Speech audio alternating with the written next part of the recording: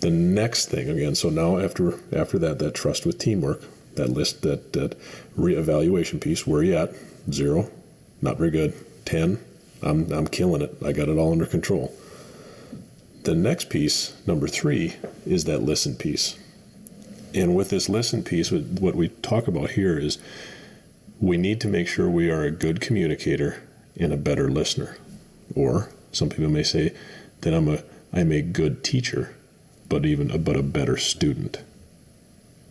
The minute that you feel that you've arrived and that you have nothing else to learn is the minute that your business is in dire trouble. Because as leaders and in leadership, here's the thing. Every day you're learning. And every day you're teaching. That is one of the biggest things that we can't stress enough for people is the teaching piece. The teaching piece is where it gets solidified. The teaching piece, people always, okay, how do I remember this? How do I figure out how to get this into my brain? Whether it's comp plan, whether it has to do with the oils and education on product, that has to do with that teaching piece. Our goal is to get somebody teaching what we've taught them as soon as possible. It doesn't have to be in front of a class or in front of a group. It can just be a one-on-one thing or calling somebody they know or texting somebody they know. Something to get that coming back out of their mouth or through their hands in a note so that it's solidifying it in their brain. That's the big thing. And when we're talking about being a good communicator and a better listener, the best teaching is not out of knowledge, but it's experience. You can read all the books you want.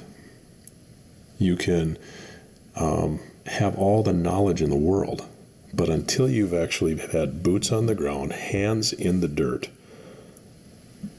or on the project, there's something that there's things yet that you don't fully understand based on not having that experience.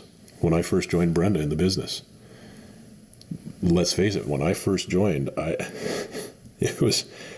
thought I knew based on what I'd heard her say and those types of things, I thought I had an idea. I didn't know what I didn't know. I had knowledge in other areas of life, some knowledge even in this industry, but not much.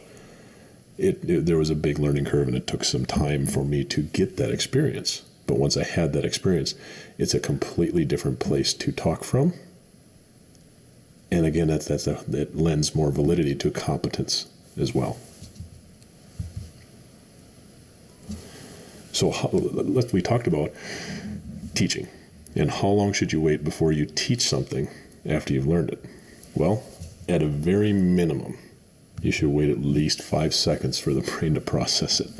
And we joke about it, but it's true.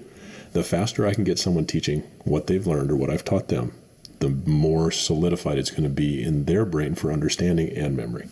So the teaching piece is a big one. And when we talk about this communication and listening piece, God gave us 2 ears and 1 mouth. We should listen twice as much as we're speaking, right? But in order to have something to listen to, we have to be able to ask a good question. And these good questions or great questions are keys that unlock doors to success.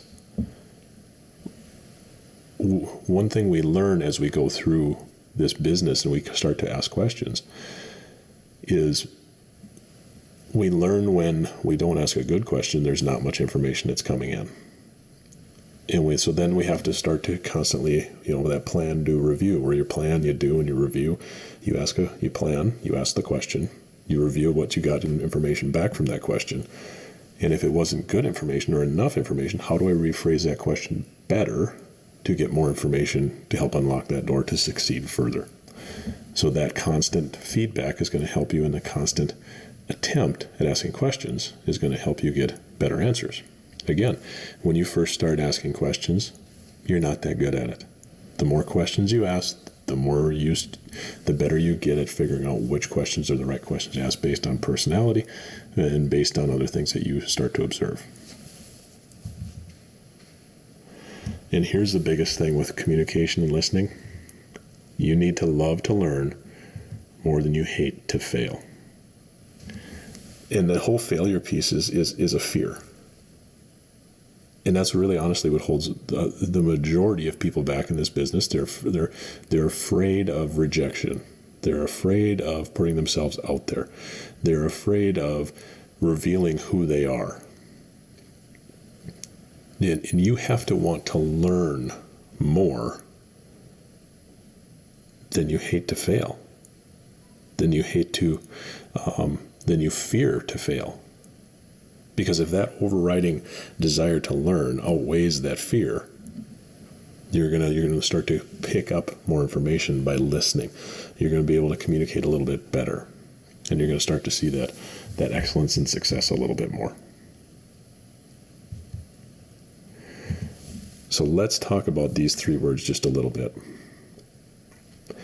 So in this whole process of communication, listening, moving forward, and leadership, the first thing that in the first place you start is the burn. And you have to burn with passion. So whether that's burning with passion for the product, for the company that you're with, Young Living, or whether that's burning with passion for the opportunity, the financial piece of it. Whatever that is for you, that's okay. But that burning with passion allows you then to learn for growth. Because when you have a passion for something, you're going to start to become more curious. You're going to start to wonder more. You're going to start to look into it more, ask more questions, ask better questions, which are going to in turn allow you to grow.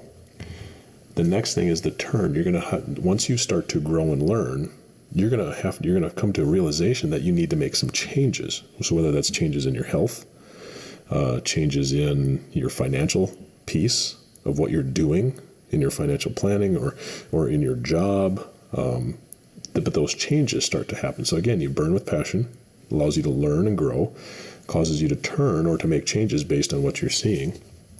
And at the end, all of these together allow earning.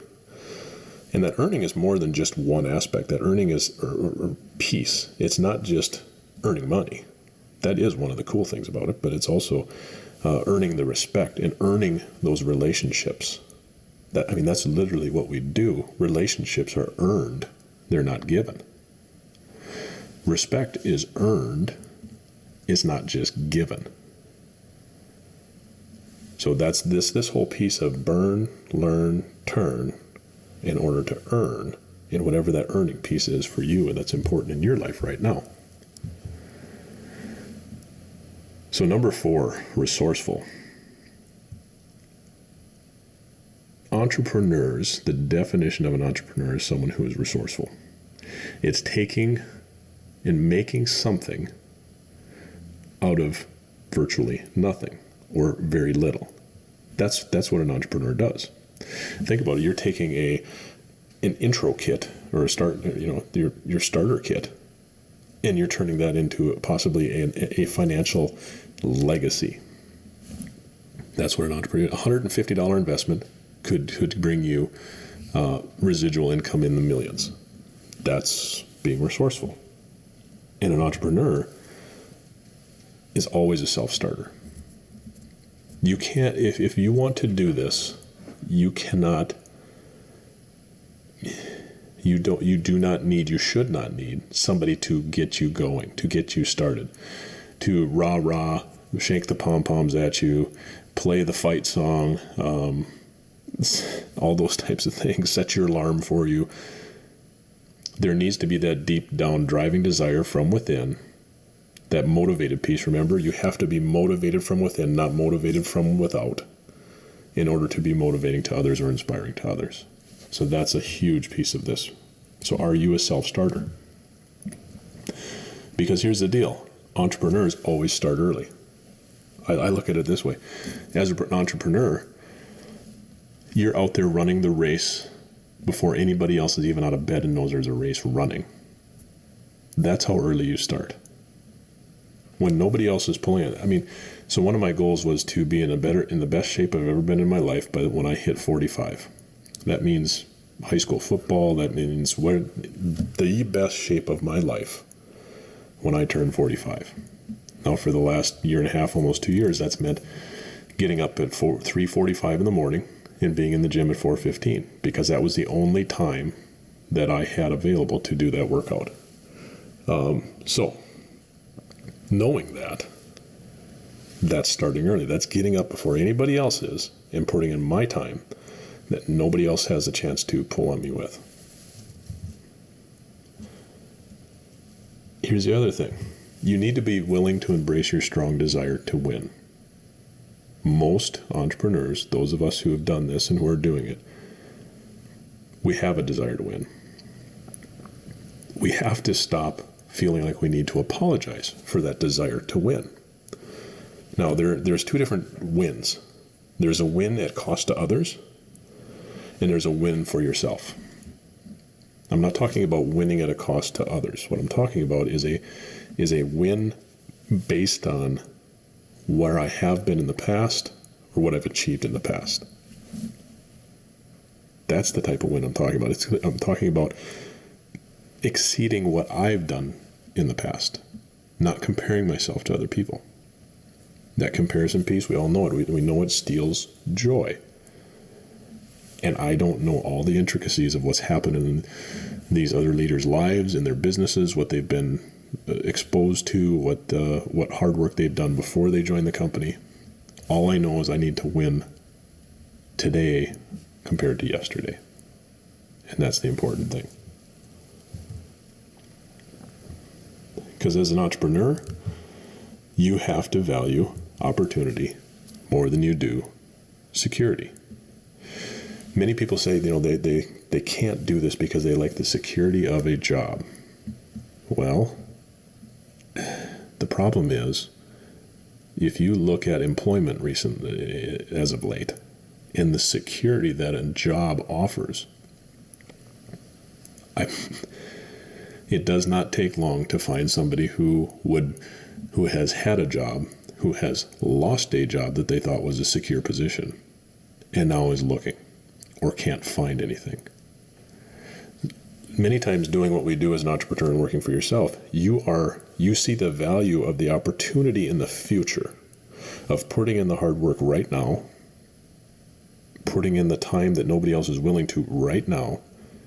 That opportunity is going to give you more security in the future than you would have had with a quote-unquote secure job right now. So that's what we're talking about as far as valuing opportunity more than security. Do you value that, or do you value the piece of comfortability more than opportunity? And here's the other thing that you're going to have to get used to as an entrepreneur. You are where it starts and where it stops. And because of that, you must deal with the slaps of life, not run away from them. In this business, in life, in any other business, you're going to end up with things that are going to happen. It's not a matter of if, it's when. In this business in particular, cross-line, downline, upline conflicts, they're going to happen. Unless you are a unicorn and you have an absolute unicorn leg and you talk to nobody else, there's going to be conflicts there. Possible comp plan changes.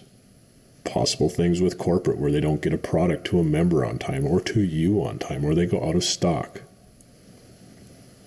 People saying no to either your opportunity of the product or your opportunity of the business. Those are the little slaps in life, and they're guaranteed to come. You deal with them head on, you accept them, look at a way, okay, how can I change it for the better next time? What can I do differently? What lesson can I learn from this? And move on. That's what an entrepreneur does, and that's being resourceful with the slaps of life. So how were you there? At being an entrepreneur with all those things we went through, where would you rate yourself? The next value is simplicity and seeking that simplicity. You want to make sure that you are a communicator, not an educator. What a communicator is going to do is a communicator is going to take something that's complex and they're going to simplify it. They're going to make it understandable. An educator is typically going to take something that is simple and try and complicate it. They're going to try and show you how smart they are, what they know, how brilliant of a person they are, how brilliant of a business person they are. A communicator doesn't care. Their main goal is to make sure that you understand what they're trying to get across. However that has to happen, they're going to try and do that. That is the end goal when it comes to simplicity. Einstein said, if you can't explain something in the truly simplest terms, you do not understand it. And think about, for those of you who have done speaking engagements, it's so much harder to simplify something into a shorter time frame, a 15 to 20 minute talk versus an hour or an hour and a half. But there's extreme value in that simplicity. I mean, in reality, the best things in life are simple. Think about the smile from a child as you're going through homework and they figure something out. That feeling of confidence that they get. A hug from a child in the words of, I love you, Mom, or I love you, Dad. That touch from a friend that comes alongside of you.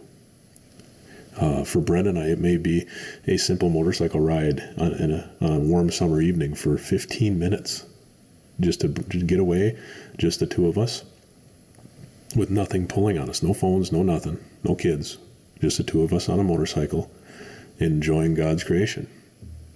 Those simple things are so important, and it's no different in our business. The simpler we keep it, the more people are going to want to be a part of it. And when you're looking at this whole value piece, here's what I want you to remember. The values are the foundation. Those are those values that are setting that culture. That's the foundation of how you grow your business, of how you grow your organization. But out of those values and culture, you're going to pull certain principles that are going to drive the culture in your business. The next step is you prioritize these principles. Now, and it's almost like systems. If you prioritize these principles and how you're doing things and how you're keeping it simple and how you're leveraging and duplicating, if you do that right, the top 20% of the things you do will give you an 80% return. This is called the Pareto principle. And when I was in the clinic, 20% of my patients were 100% of my problems and headaches. The same thing if you look at your downline. I can guarantee pretty much every single one of you on here, you don't all have a downline full of headaches. And if you look at it, probably 20% of your downline is 100% of your headaches. 80% of them you don't even have to worry about. Really kind of a simple thing to think about. So how were you on simplicity? Are you being simple or are you being complex? Are you actually communicating or are you educating? So the next one is test. And we talk about testing yourself or testing others. And why is that important? Number one, if you want to win and you want to be better, you have to have a benchmark and you have to test yourself and see how you're doing against yourself and what you've done in the past. When it comes to growing your business, that testing others piece is kind of a qualification piece. It's all of us know who are building a business, and if you are just getting started, you will come to find out that you will have people who say they want to do it, but their actions are completely different than their words. So you have to give a little tests or qualifications at times to see who or where to put your time and where to put your efforts, the majority of your time and the majority of your efforts. And one thing that all great leaders understand is that you can't take people where you haven't gone or been yourself. And we talk about this with the difference between a tour guide and a travel agent.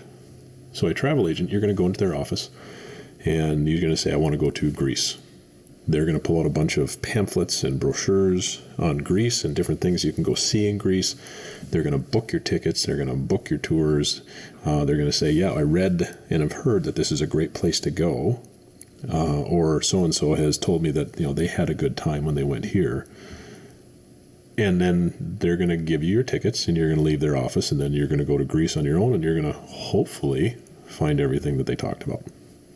Whereas a tour guide is going to say, here is where we're going to go. We're going to go here. We're going to eat here because this is the best food. I've been there. They treat you incredible, and the food's incredible. We're going to go over to, at this time of day, we're going to go see this place because the crowds are less, and I know a shortcut to get us there.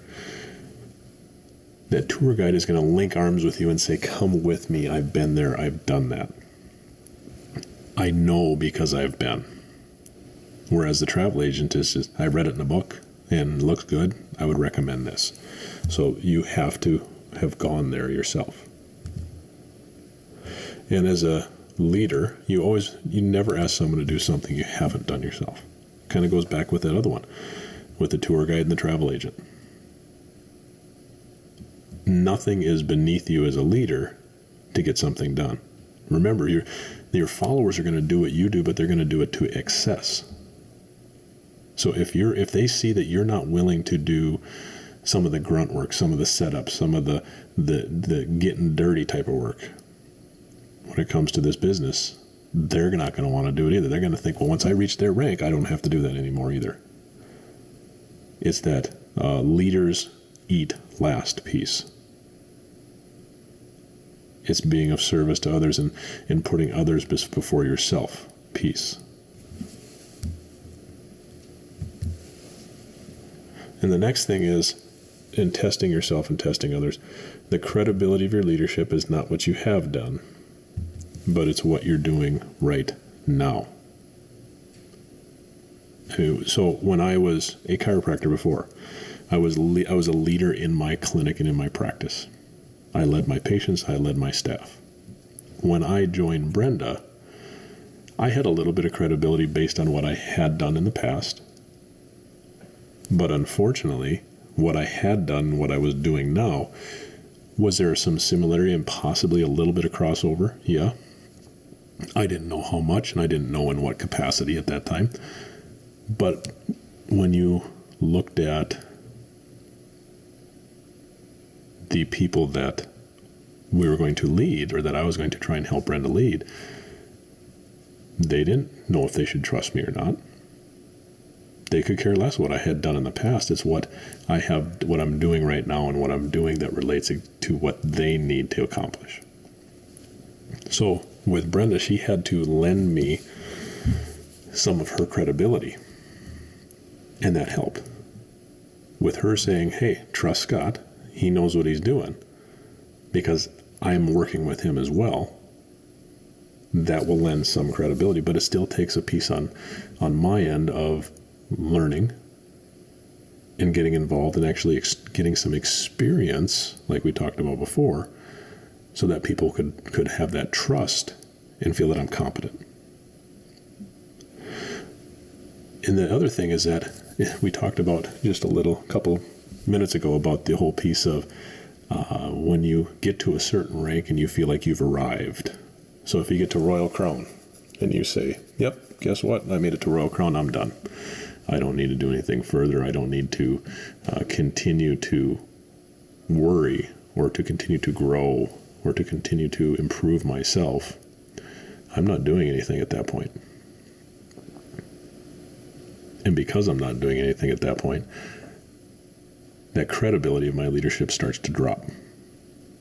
I'm not doing anything to stay relevant with the current situation.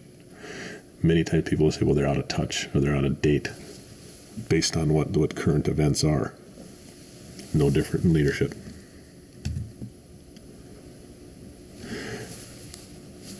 And here's the thing. We talked about this a little bit. And that this is one of those qualification pieces that we use with team members and people we're working with. Don't tell me what you're going to do. Show me. Telling me means nothing. Telling me means potential. Showing me means this is what I'm doing. Again, it's not what you have done in the past. It's what you're doing right now. Telling me versus showing me. We look for the showers. So now let's get into excellence. So hopefully you've taken a little time to to evaluate yourself on the last one. And let's get into a little bit on excellence. And we've got down here, seek excellence, not success. Now it may sound a little bit odd, but let's delve into a little bit about why we talk about seeking excellence over success. The thing is, success means being the best. It means being the best at sometimes the cost of others. And what that does is it breeds comparison. If I'm going to say I'm the best at something, that means I'm going to compare myself to others. Now, not all comparison is bad. Sometimes we compare to make sure we're, as a benchmark, that we're improving at a rate that's okay, or that we want to. But what excellence means is it always means being your best. We're always striving for improvement. We talked a little bit about this on the win, not being afraid to win or to embrace that desire to win. What I'm trying to win against is myself and what I was or what I did. It's no different when in excellence. Excellence means trying to be better than I was yesterday, than I was 10 minutes ago, than I was last year. And I'm always striving for improving myself, not beating somebody else. Because improvement, when we work on improving ourselves, it's going to force us out of our comfort zone.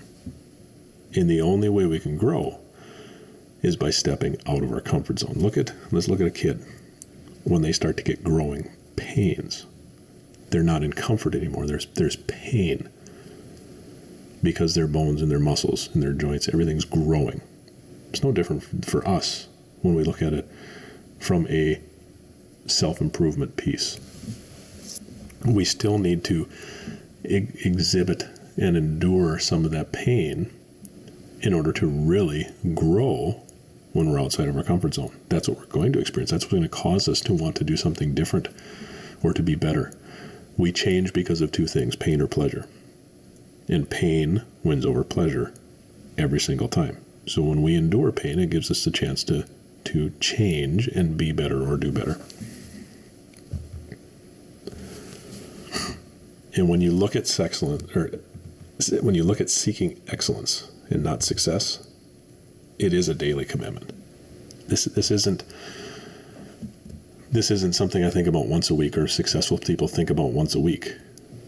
They think about it every single day. They think about it with every single task that they're doing, on how can I do better and be better, and what can I do different with this? If I didn't think about, when I'm in the gym, seeking that excellence piece every single day I was in there, I wouldn't be making gains. I wouldn't be improving. Because here's what happens. Those small changes over time equal a big difference. There's a book called Good to Great, and it talks about all these different companies where all of a sudden somebody says, wow, that company was an overnight success. Well, what they didn't see was that they didn't see that company working on their values, the things we're talking about right now, and their hedgehog principles for 10 years prior to that quote-unquote overnight success. It's those people it's those things that we do when nobody else is watching, the mundane, seemingly petty, non-glamorous things that we all do as entrepreneurs and business owners to grow ourselves and to grow our business when nobody is watching. Those are the small things that happen over time that equate to a huge difference when you look at that expanse of time. So don't be afraid to do those things. They are absolutely, absolutely important. And here's the thing. Here's the stumbling block for most people. The unfortunate thing is most people are willing to improve their circumstances. And by circumstances, it means they're willing to improve their health. They're willing to improve their financial situation. But But what they're not willing to improve is themselves. And the catch-22 is, in order to truly improve those other situations or circumstances, that improvement first has to come from themselves. That piece of going for that excellence has to come from themselves first and foremost.